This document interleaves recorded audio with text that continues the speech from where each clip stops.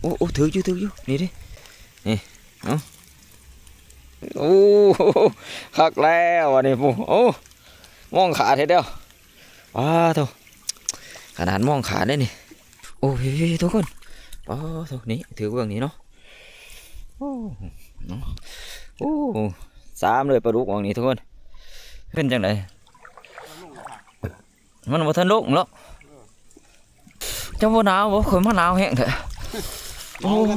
จนสั่นกบใส่มือโอ้ยหนาวคักดีทุกคนโอ้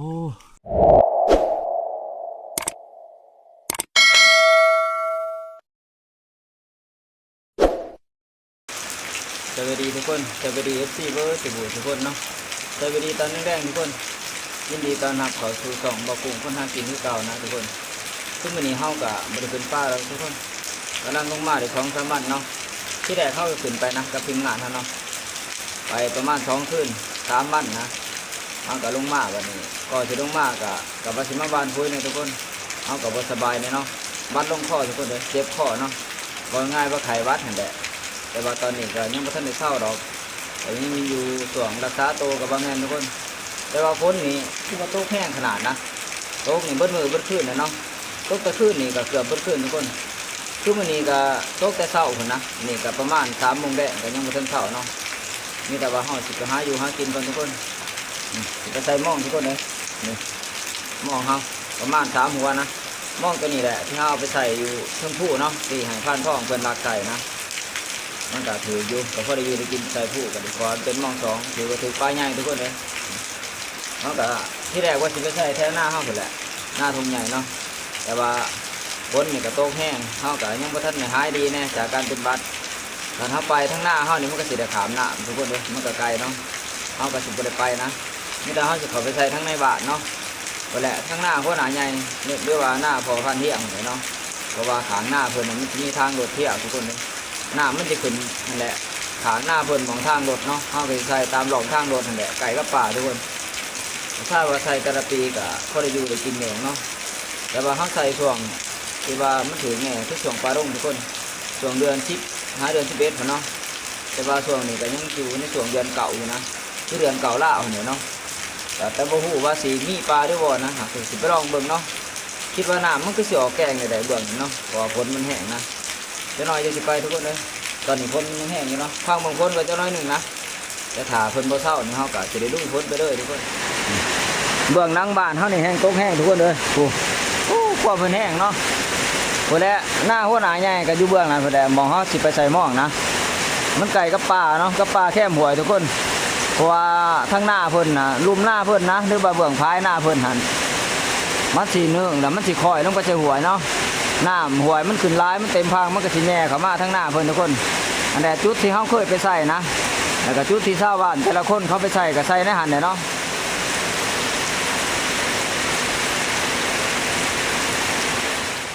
ไปทุกคนบ้านนี้ออกมาให้มันหน้าคือเก่านะไปใส่หน้าเฮาพุ่นเนาะที่แรกว่าสิบ่ได้ไปหน้าเตงนะ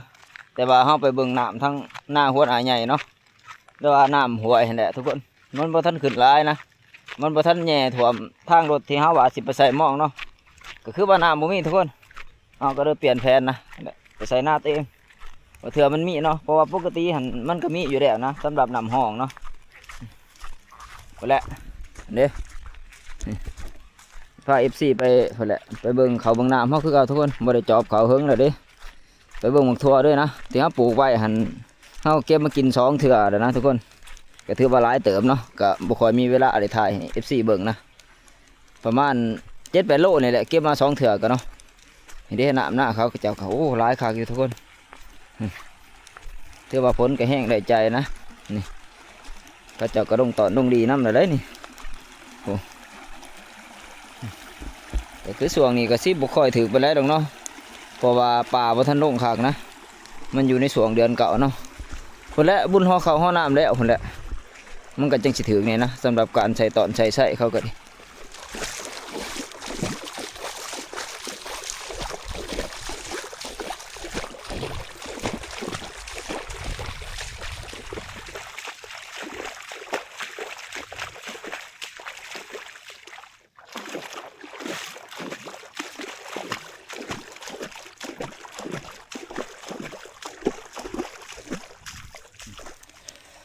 อ้น้ำโดนห้องเลยทุกคน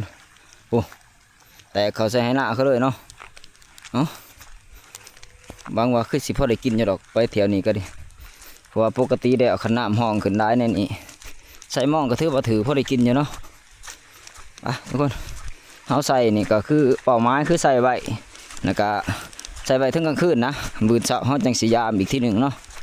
แต่ว่าก่อนเขาสีเมื่อตอนค่ำๆเขาก็สียามเบิ่งทุกคนมาเถื่อมันถึงเนาะว่าช่วงนี้ก็อยู่ในประมาณไก่สี่โมงนะ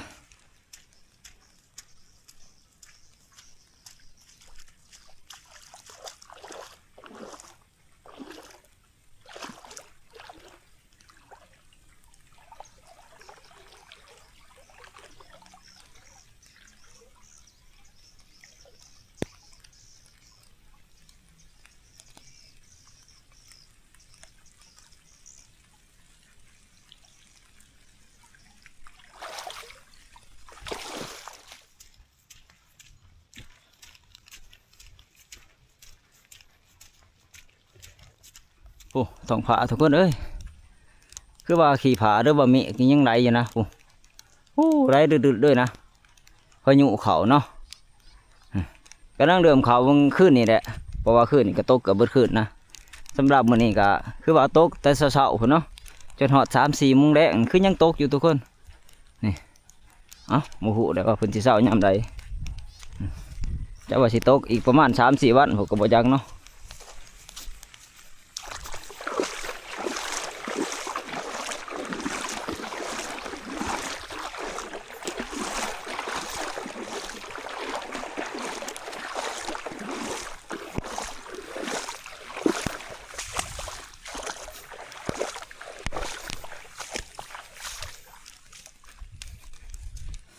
เอากลับมาหอดหน้าตัวเองนะทุกคนโอ้เขาก็ถือว่า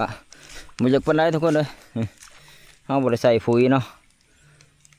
อยากสอบอยากพอ2 เดือนนะที่บริใส่ปุ๋ยนี่วันนั้นวันนี้ก็บริใส่เถื่อทุกคนเพราะว่าเขามาตะป่ายามใดกับว่าสิใส่ก็มีแต่ฝนตกแห้งทุกคนเลยก็เที่ยวนี้กันนี่พายุเขาเนาะตกแห้งแล้วนะอีกอย่างหนึ่งเขาก็บ่ค่อยสบายเลยว่างวาดมาซื่นกันดิเป็นวัดคือว่าในวัดหลวงพ่อทุกคนเลยยังไขวัดอยู่นี่เด้เขาห่อที่เขาตัดนี่เตือมางามเติบนี่นี่เขาเจ้ามาตัดใบมันออกทุกคนนี่ขนาดตัดแดดนั้นนี่มันขึ้นกันยังสูงยังหลายคือเก่าเนาะยังหนาอยู่นี่ฝั่งนี้ก็ตัดคือกันเอาตัดเบื้องทางกลางมาโอ้ผมให้นั่นแห้งคักทุกคนแห้งสูงคักเนาะที่ว่าเขาตัดเกือบบนไห้นะนี่เด้ให้ที่เขาตัดเกือบบนไห้เนาะบ่เอาเริ่มสัดขึ้นนะบ้านถือว่าขึ้นนี่ใบมันสูงอยู่ก็จริงทุกคนแต่ว่ามันบ่หนาเนาะมันสีบางนะนี่แล้วก็มันสีสูงกว่าหญ้าเนาะคือหญ้าอยู่พื้นนั่นนี่พวกหญ้าอยู่ต่ำเนาะใบเขาเขาอยู่ถึงแต่ว่าการตัดเขานี่ถือว่าผ่านอยู่ทุกคนถือว่าได้เรื่องได้พ้นเนาะได้พ้นกว่าเขาบ่ตัดนะนี่ให้นี่คือกันให้นี่เขาก็ตัดหลายเติมนะโอ้โหหมักทั่วกับบ่ค่อยมีทุกคนเพราะว่าเขามาเก็บงวดหนึ่งนี่ก็หลายเติมนะแล้วก็งวดที่แล้วนี่ก็ป่าเรามาเก็บเนาะเพราะว่าเขาขึ้นป่านะนี่ก็มีอยู่เขากับบ่หลายปานใดอันนี้นี่มานี่โอ้มีอยู่ทุกคนเลยตัวนี้แห้งเป็นปุ่มข้างเนาะนี่ก็ว่าเฮากับบริใส่ฝุ่นใส่ฟุ้ยด้วยนะตะปูก็ดีมันก็สีบปันไดแล้วก็มันห่มทุกคนเลยเครื่องมันหลายมันถึบเนาะมาก็มีอยู่นี่ก็ได้อยู่ได้กินอยู่อยู่ไหนพวกกระไรทุกคนเลยมันแก่เนาะก็ได้ใส่หม้องแล้วเขาจะขึ้นมาเก็บนะเก็บก็เสียมือให้แม่บ้านเพิ่นตำแต่ว่าเฮากินบ่ไหลเนาะเพราะว่าเฮาไข่นะหยาดมันพิษไข่ทุกคนคือสิบ่กินน้ำบักถั่วนี่ก็บ่รอถาเศร้าไข่ผมมาก็งามอยู่ทุกคนเลยอวบดีอยู่เนาะส่วนมันแก้วนี่ถือว่าหนาคากระบาดนี่เอ้า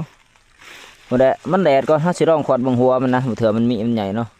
เพราะว่าเฮาปลูกนี่ก็ถือว่าหลายเดือนนะประมาณ3 เดือน 4 เดือนนะทุกคนนี่เหงามันก็ดิเหงามาเอาสิลงไปใส่หม้องก่อน อย่ามันคำซะก่อนนี่จุดที่เขาสิใส่ทุกคนคือให้บุงเทิงเขาเนี่ยเนาะนี่ชาวบ้านเขาใส่เบื้องดุมนะ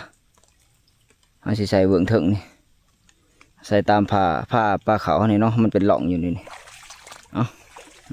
แตะเข้าไปใส่เท่านั้นแหละเขาจะใส่ก่อนนะเขาสิใส่นี่ถือว่าถือของไฟกับพนันเอาเนาะใส่แล้วเรียบร้อยทุกคนล้างหนึ่งเนาะนี่เห็นดิเอาใส่มาแต่เบื้องนั่นนะตัวนี้คือมองทีเขาเนาะใส่อ้อมไปเลยทุกคนเลยใส่ผ้าป่าเขาเนาะนี่แต่ว่ามันก็เป็นห้องอยู่หรอกมันเป็นคล้องไว้ว่าเฮาไถนะเฮาสิบานเขาเด้นี่ใส่เดียบคล้องตัวนี้ไปเลยสุดปูดทุกคนหอดฝุ่นเนาะยังมองห่างเข้าบัดนี้มองห่างนี่หัวดีแน่นี่หัวหนึ่งนะหัวขานี่ประมาณ2 หัวเนาะมันจะไปใส่เบื้องดุมในมองห่างเข้าบุดเลยใส่เดียบห้องทุกคนบัดนี้ไม่ได้มองเขาเจ้าก็ดี2 ตอนนะมองเขาเจ้าปกติเขาก็ใส่ผิดอะทุกคนเลยมองที่เขาเนาะเขาเคยใส่นะเขาใส่ผ้านี้แล้วกระดาษไปหันแต่ว่ามาเที่ยวนี้เขาจะมาใส่ก่อนเขาเนาะคือเขามาใส่ตัดหนาเขาเด็ดกระยาเขาป้าเขาใส่ทุกคนไผถือกับพวกนั้นเอาเนาะมองไผมองมันเอากะถ้ามันถือเขาก็เอามองเขาถือป้าเขาเอามองเขา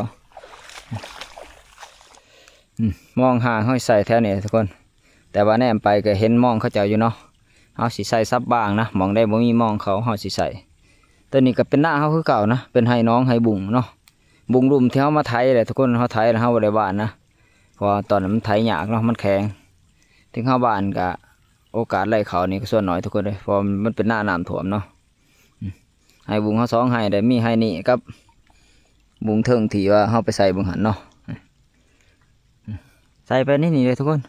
มองเขาเคยใส่กับพอได้กินนะสำหรับปลาดุกเนาะแถวนี้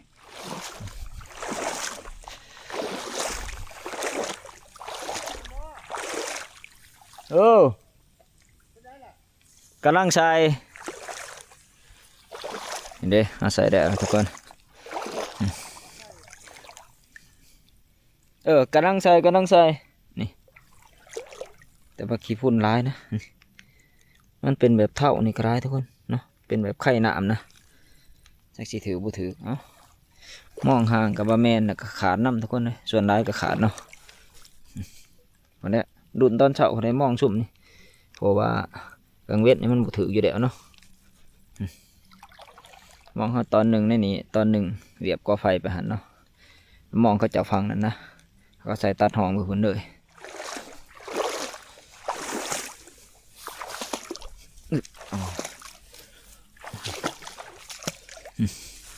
คือว่ายังหัวหนึ่งเนาะแล้วก็ตอนหนึ่งนะมองตัวนี้ก็ซีดีแน่แต่ก็ยากทุกคนเอาไว้สิไปใส่คนแหละ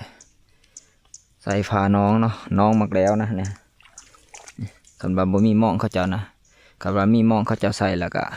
ฉลาะหาเบิ่งอีกนะคันบ่มีมองใส่ก็คือว่าสิบ่ได้ใส่น้ำมองดังนี่เพราะว่าใส่ก็บ่ค่อยถือมาได้เป็นมองใหญ่ทุกคน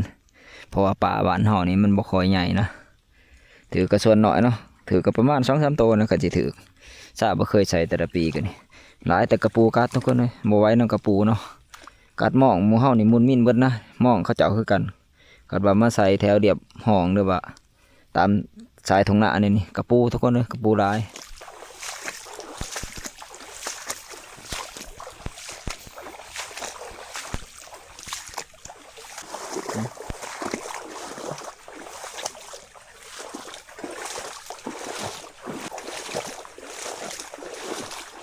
โอ้ยถืออยู่บ่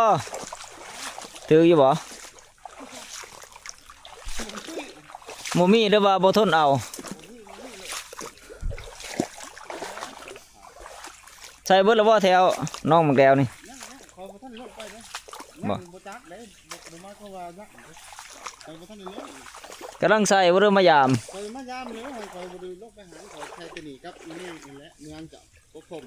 โอ้มองเจ้าว่าในกกสมฮะมองเจ้าว่านะฮะเห็นอยู่พอก็ใส่แล้วเบื้องถึงพอใส่ผ้าปลาเขาอันนี้ใส่rồiแล้วจะเป็นยังพอใส่เบื้องถึง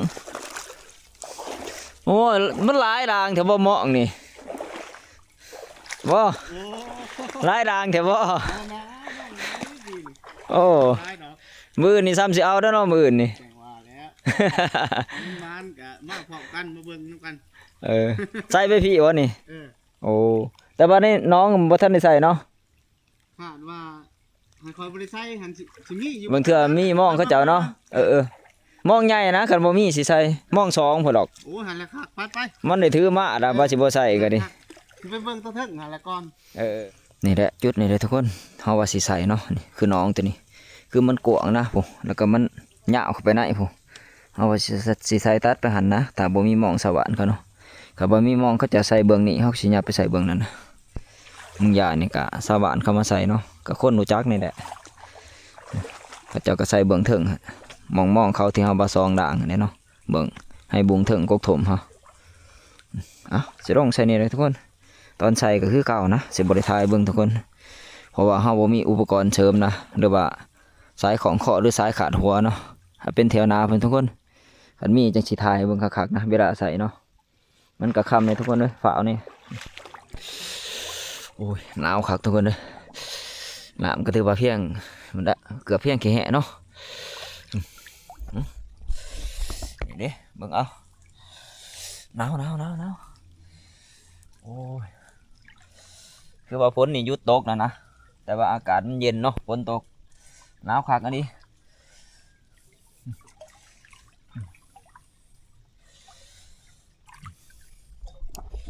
ความด้วยโดด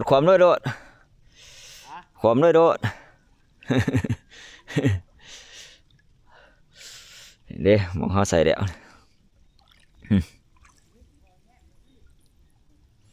มองนี่มองสองแล้วมองเขาใส่รองไปนี่แหละตัวนี้มองสว่านเพิ่นมาใส่นะเบื้องนะมองเพิ่นน่ะคือสิเป็นมองทีเนาะมองทีบ่มองเจ้ามองปู่โอ้มองห่างก็มีบ่มองสองมองสามบ่มีหรอกเนาะมองปู่ใช่โอ้โป้ก็ฮัดโป้เนาะแต่มามองสี่เนาะรวมๆหน่อยหนึ่งมันเป็นอันนั้นขี้ต้มเนาะเขาใส่ใบแต่เสาเห็นบ่นี่ต้นนั้นก็แม่นบ่มีบ่มองนั่นก็ดิมีแต่หนีเนาะเอาหมดแล้วตำบืนเสาอย่างสิมายามนะโอ้ยหนาวคักหนาวแน่โอ้คนนี้ผมเป็นต้มเอาปลาบ่มีแต่ต้มเนาะมือเสาบางเทื่อมันเยิ้มก็มีมันก็สิบ่ปานใดมันบ่แม่นยามปลารุ่งเนาะก็สิพอได้กินอยู่หรอกตามเคยใส่ก็ดิลืมกระปูกูจัก ห่วยคอยกระถิ่มหลายหัวแล้วได้บ่เรื่องกระปูก็ดิปีกายนี่เบิด3หัวพุ่น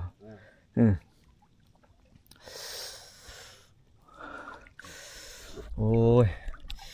หนาวคักหนาวแน่ทุกคนเอ้ยบ่ได้ไปป่าก็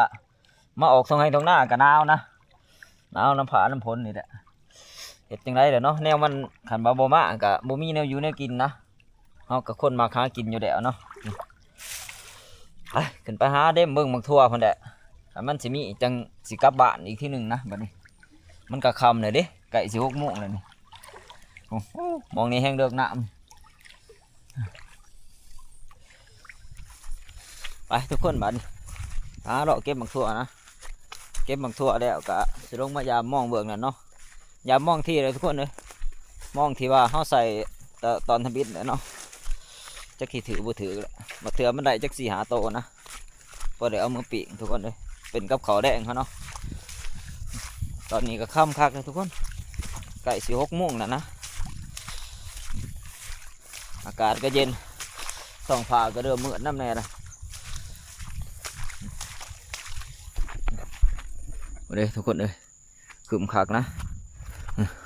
ฝนนี่ก็คือสิบ่เศร้าง่ายเนาะมื้อแรกนี่ก็สิน้ำอีกนะเบิ่งลักษณะนี่เขาให้นี่ก็ถือว่างามเติบอยู่เนาะคือว่าเขาใส่ปุ๋ยรอบเดียวนะนี่ก็ยังงามเหมือนเด้อถ้าฝนเศร้ามันแดดเขาสิใส่อีกรอบหนึ่งนะให้นี่ก็งามอยู่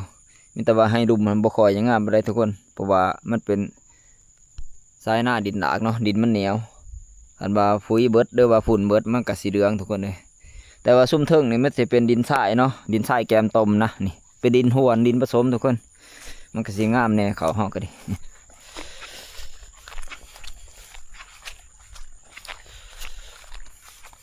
เอาเป็นว่านี่แหละพา FC มาเบิ่ง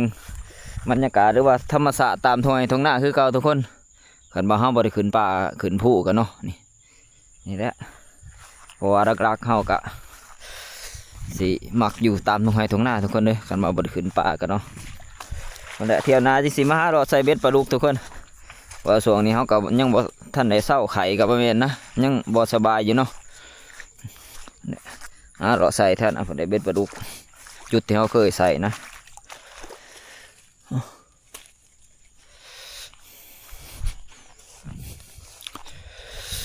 มันก็ร้ายแต่หมากหน่อยเนาะเพราะว่าปะเขาออกมาเก็บมึงมือซื้อนี่ทุกคนเลยมึง2 วันทีเดียวนี่นะมันก็สิมีบุคอยร้ายเราเอาเมื่อมึงหันก็ถือว่าร้ายเติบเนาะ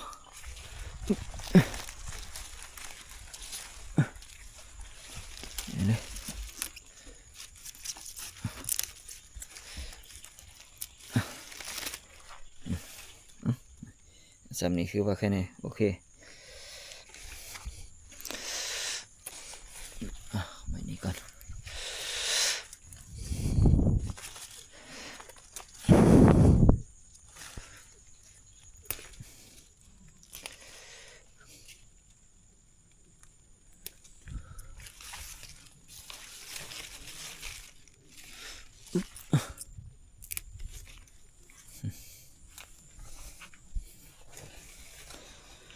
โอ้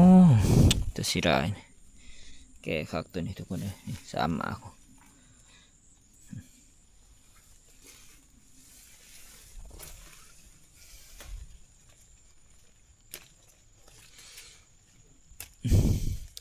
นี่เด้ทุกคน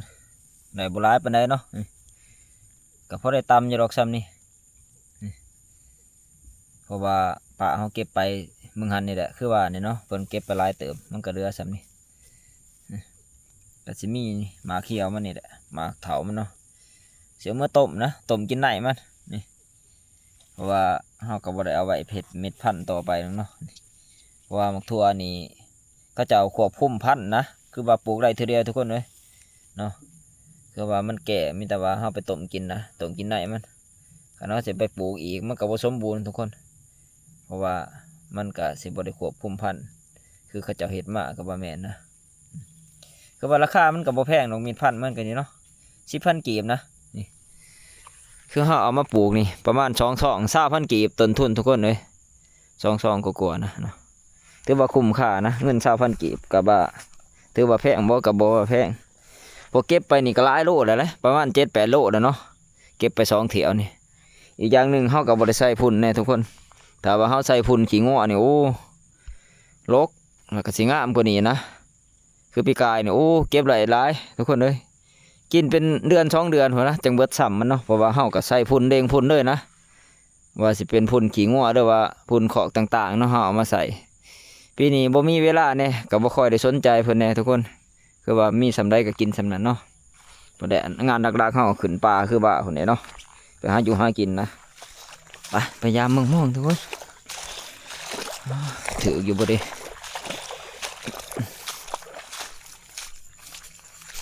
หมูส่งสิถือหยามนี่บ่คือหยามกลางคืนเนาะ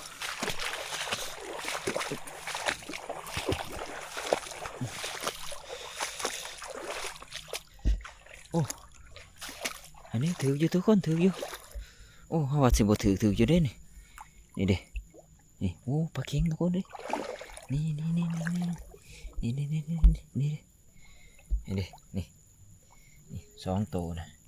คือว่าตัวใหญ่เติมนะว่าได้ถือแต่2 ตัวนี่ปลากระเดือทุกคนตัวนี้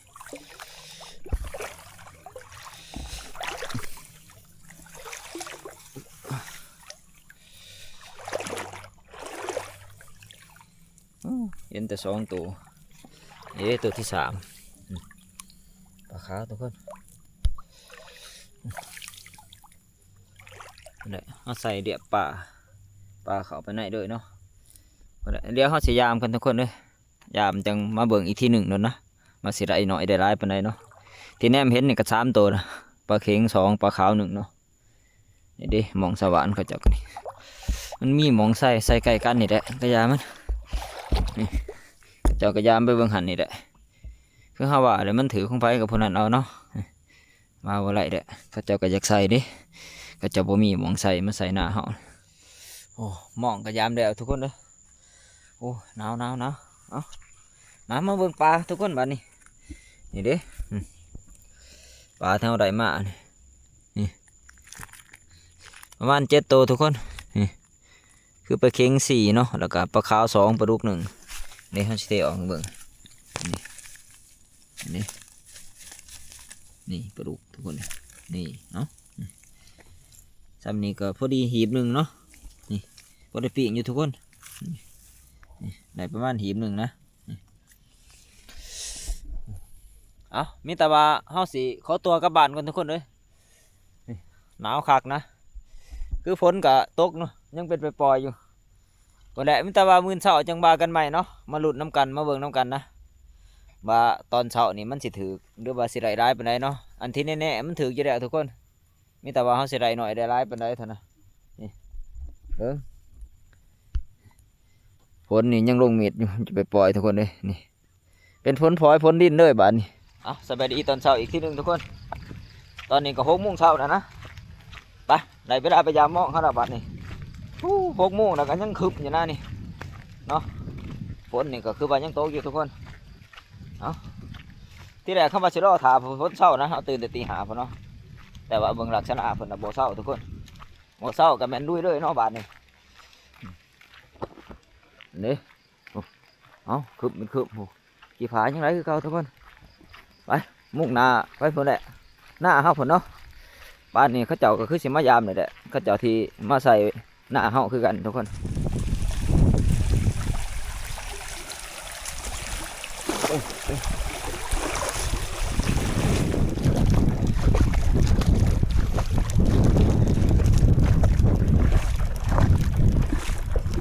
น้ำมันนี้ถือว่าหลายแห้งอะไรทุกคนเพราะว่าคืนฝนมันก็จัดหนักเนาะหลายกว่าเมื่อวานนี่นะ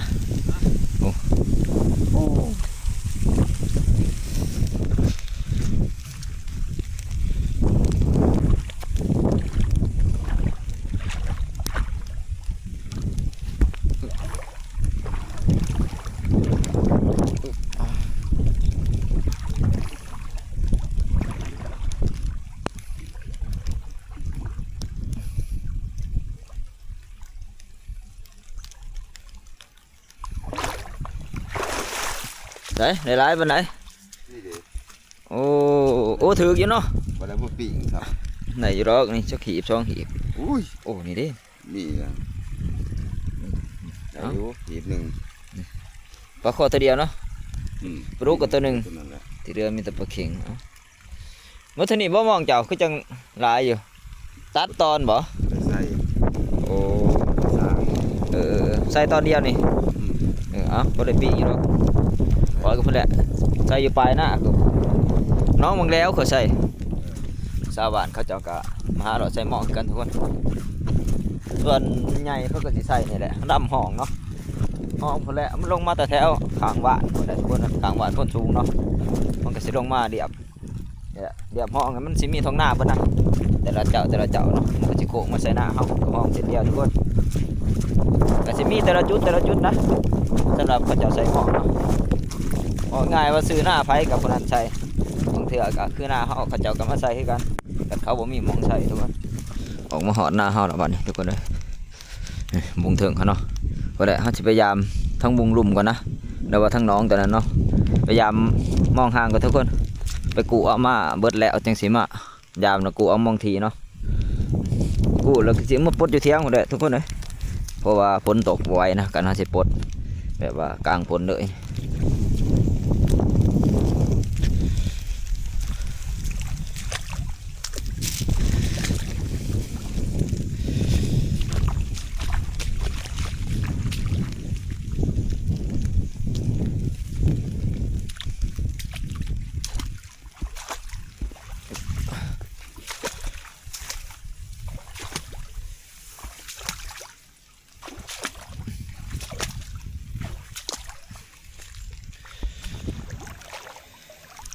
หนามบุ้งมือนี้ก็ถือว่าเต็มตองเลยทุกคน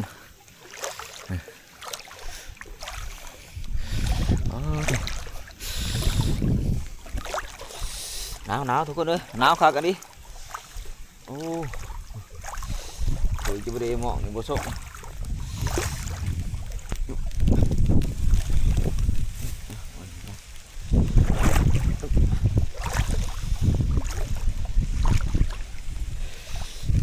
หมอกครับมองห่างนี่บ่ขาดบ้างปานใดหรอกทุกคนเลยโอ้ยบ่ถือทุกคน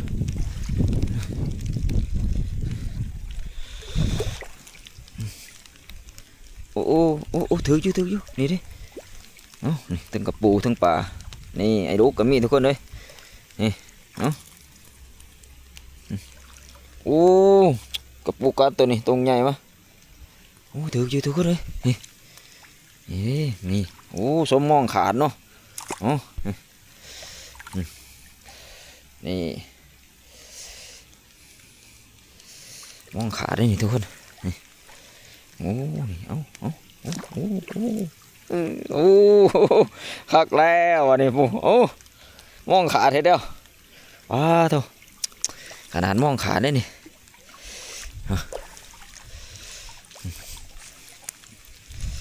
กันใช้ใบกลางคืนนี่ถืออยู่ทุกคนกันว่ากลางเว้นในบนบันไดเนาะและเขาจะไปกูตารางนั่นมานะเอาที่สิทำนี่เลยรางนี่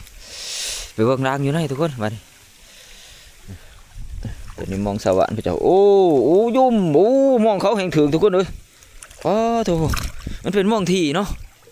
นี่เอามองสองมองสามไปเบื้องถืออยู่บ่มองเขาจ้ะโอ้เบื้องนี้ก็ถืออยู่เพราะไหนถือตัวมองโอ้ยใส่ดอกมองเขาโอ้แหนมเกือบบ่เห็นมองโอ้ร่างนี่บ่ปานใดเขาจ้ะโอ้นี่เห็น3ตัวโอ้นี่เด้มองนี่เป้าถึงเอาหักแล้วนี่นี่เด้ในมองนี่ก็ดึงตึกอยู่ถือได้นี่เห็นบ่โอ้ถือตัวนั้นโอ้นี่เด้มองนี่นะนี่โอ้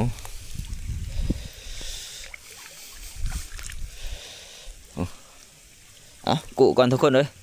นี่แต่ไปเบิ่งบัดเดียวพุ่นแหละอย่ามองร่วมกันพุ่นเนาะกูตัวนี้แล้วก็จะไปกูมองใหญ่นะมองใหญ่มองสองเนาะอยู่น้องเบื้องนะกูเดี๋ยวเราสองดังทุกคน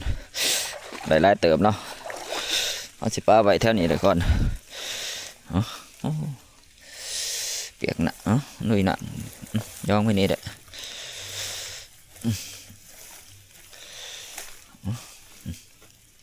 ไปนี่จะไปกูดังนั้นก่อน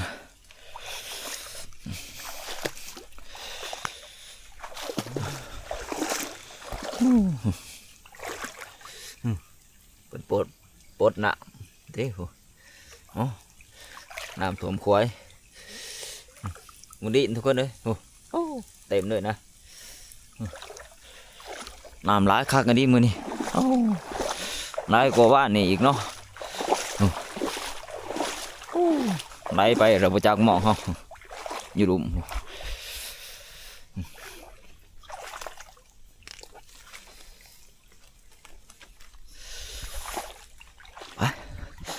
ไปหยกเบิ่งมองสองกันทุกคนเลยเป็นตะส่งสิถืออยู่วะโอ้เป็นจะได้ถืออยู่วะโอ้ไหลไปเราไปจากหมองค่อยบ่ถือบ่น้ำไหลเกินเนาะกู้แล้วบ่ฮะกู้แล้วค่อยมื้อแรกนี่สิมายามมาใส่ใหม่โอ้ย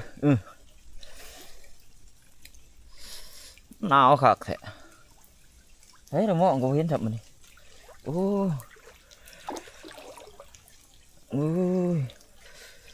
้ถือกำลังเห็นตัวหนึ่ง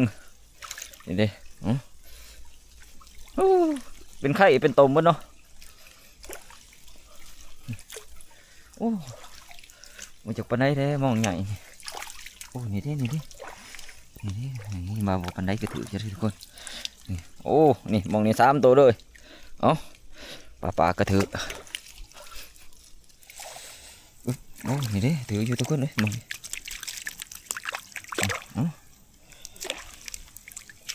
โอ้นี่2ตัวด้วยมองนี่ไปเป็นหมู่พ่อปลาเนี่ยนี่เด้เนี่ยโอ้ถือว่าพอได้อยู่มอง2กันดิคิดว่าสิบ่ถึงนะ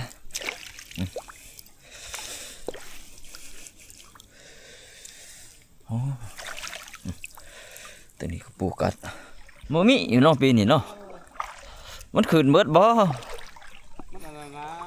มันเป็นจังไดมันบ่ทันลงหรอกคนแล้วมุนห่อเขาได้โอ้เขาบ่เดือน10เจ้าบ่หนาวบ่คนมาหนาวแห้งแท้โอ้จนสั่นกบใส่มือถืออยู่ดอกบ่ได้ปีกำลังยามบ่นี่ล้างแดดบ่นี่ล้างแดดนี่โอ้โหปลาดุกไอ้ต่อยเนาะประมาณ5-6ตัวตัวนี้ปลาดุกอีกดูปีกายโอ้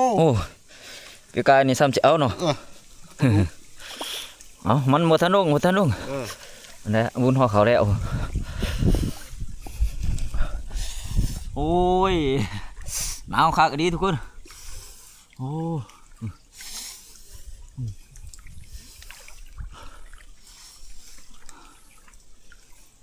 เอากล่องไปไว้ก่อน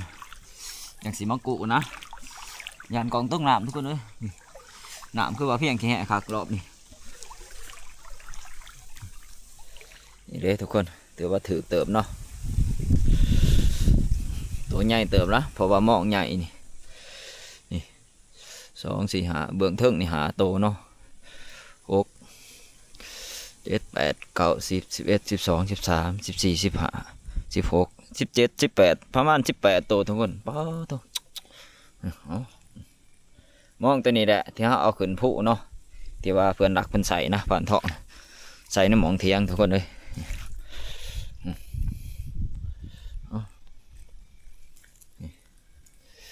มันเขาจะเอาขึ้นไปปุ๊ดอยู่เถิงนะย่างรางเดียวอันนี้ทุกคนย่างมองทีเขาเนาะมองทีเขาแต่โอ้มองทีนี่เขาสิกู้ปดปลาแล้วเขาสิมาใส่ไว้เนาะพอมือแรกเขายังสิออกมาใส่มองห่างทุกคนเลยมายามเลยเนาะเป็นย่อเบิ่งมองทีทุกคนเลยย่อFCเบิ่งก่อนเนาะเขาจังสิกู้นะถือเก็บบ่ใส่ปลาคือบ่เคยเห็นโอ้กระปูกัดหมุนมินเบิดโอ้ยตัวกระปูทุกคนโอ้นี่เด้พี่เห็นอยู่เบื้องนี่โอ้พี่ทุกคนป้าทุกนี้ถือเบื้องนี้เนาะโอ้เนาะบางทีถือกันเนาะนี่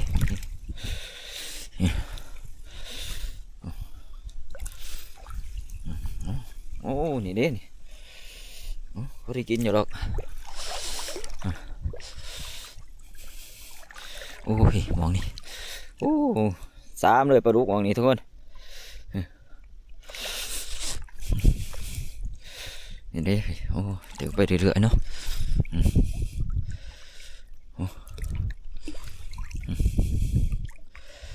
โอ้ตั้งแต่ก็ถืออยู่พวกกูก่อนเบิ่งมาเดียววันนี้ปกติเขาใส่เป็นอีนั่นเนาะชาวบ้านเพิ่นมาใส่รัดเนาะเหยาง่วงเพิ่นก่อนโอ้ถือคือการมองเพิ่นก็ดิป้าตัวโอ้ทุกคนเอ้ยจุดเหยาะด้วย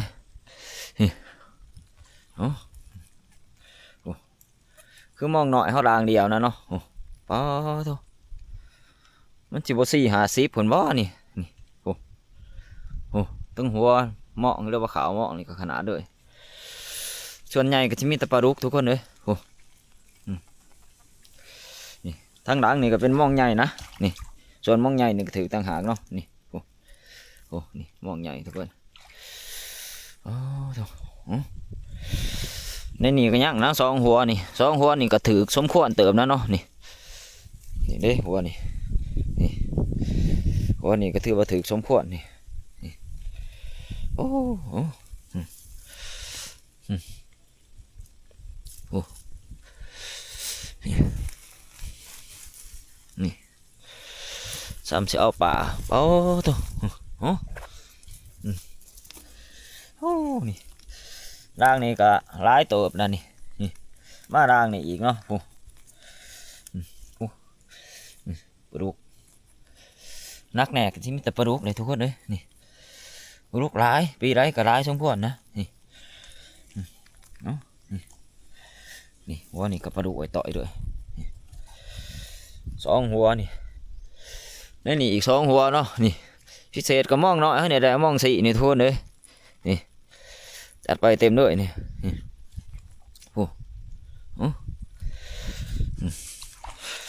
นี่มองห่างนี่ก็ร้ายเติมเลยนี่ส่วนมองห่างสิถือตัวใหญ่แน่เนาะผมนี่เด้นี่เบื้องดุ่ม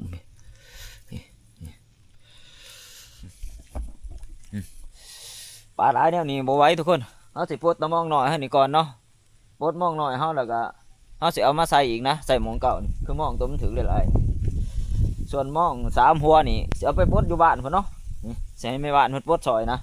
เพราะว่าขัดปลดผู้เดียวมันสิใส่เวลาหลายทุกคน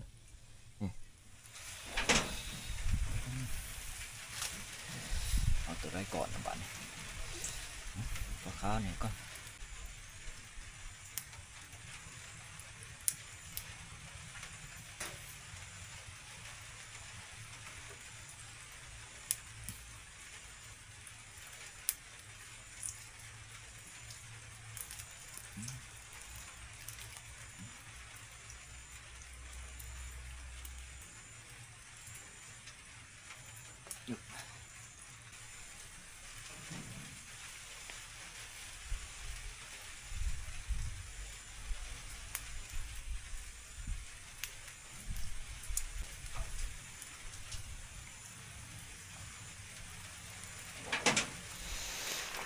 นี่เด้ปลาเฮาทุกคนที่เฮาปลดด่างเดียวนะเนาะคือด่างมองหน่อยเฮานี่เทออกให้เบิ่งอ๋อทุกมองด่างเดียวนะนี่ทุกคนเลยปลาดุกนี่ประมาณ20 ปลายเนาะเฉพาะปลาดุกนี่แต่มันกระโตบ่ใหญ่ปานใดนี่เอาสำนี้ก็ถือว่ามองด่างเดียวนี่ก็สมควรเลยเนาะนี่เด้มองด่างใหญ่เฮานี่กะโอ้ตัวใหญ่เนาะจุ่มนี่3 รางทุกคนนี่รางใหญ่นี่ก็ประมาณ10 ปลายโตของในปลาดุกเนาะนี่รางนี่ก็ในประมาณ10คือกันนี่มองขาดเท่านั้นนี่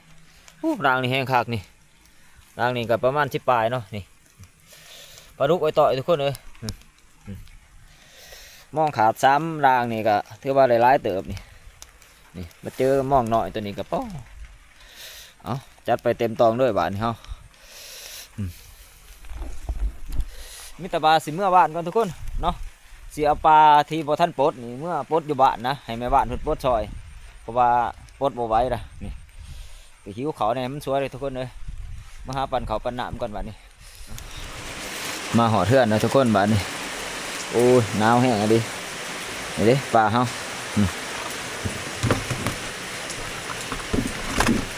นี่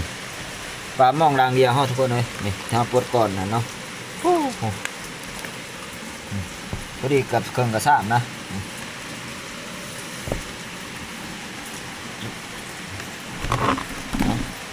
ปิดไว้ก่อนเอาสิมาปลดตอนนี้บาดนี่ทุกคนนี่ตัวที่เฮาบ่ทันได้ปลดนี่ที่แรกว่าใส่แม่บ้านปลดซอยนะคือเพิ่นไปเกี่ยวหญ้าเนาะเพิ่นไปเกี่ยวหญ้าให้งัวแม่เฒ่าเลยเราจะได้ปลดเองทุกคนเลยเพราะว่ามันปลดยากนะสำหรับปลาดุกกับปลาเข็งมันต้องใส่เวลาเนาะในการปลดนี่เด้มองใหญ่เท่านี้ก็เต็มตองมองใหญ่นี่ก็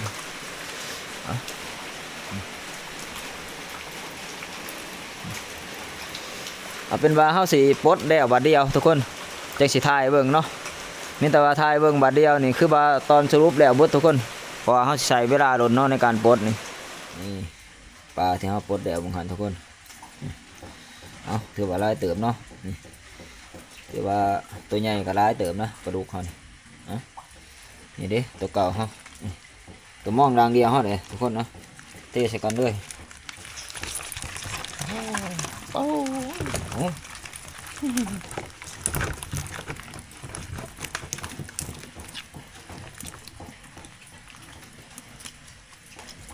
นี่โอ้เอาเกือบเต็มถาดด้วยถาดมันใหญ่มันเนาะถือว่าคุ้มค่าขนาดทุกคนเลยว่ามองเขา4 หัวนี่ก็บอกง่ายว่าหัวดีกับหัวเดียวนะสำหรับมองหน่อยเนาะมองใหญ่อีก3 หัวห่างกะถือว่าหัวหนึ่งกับแค่แน่หนึ่งขาดอยู่แต่ว่ากับบ่ขาดแห้งส่วนอีก2 หัวหันถือว่าขาดแห้งเติบทุกคนเอากระไดซ้ำนี่เอาซ้ำสิปีกสิจีซ้ำสิเผาสิย่างวันนี้เอาจัดไปเต็มตองเลยทุกคนมีแต่ว่าเฮาสิปิดใบเพียงเท่านี้เนาะทุกคนสำหรับคลิปนี้เนาะพอกันใหม่คลิปหน้าทุกคนเลยแต่ว่าก่อนอื่นมันก็ขอขอบคุณขอบใจใน FC เบอร์ทุกคนเนาะที่เข้ามาติดตามนะครับชมคลิปของเราตัวต้นตัวจบทุกคนสุดท้ายก็เส้นเก่าเส้นเคยนะอย่าลืมฝากกดไลค์กดแชร์เนาะส่งมากุ้งคนหากินคือเก่าทุกคน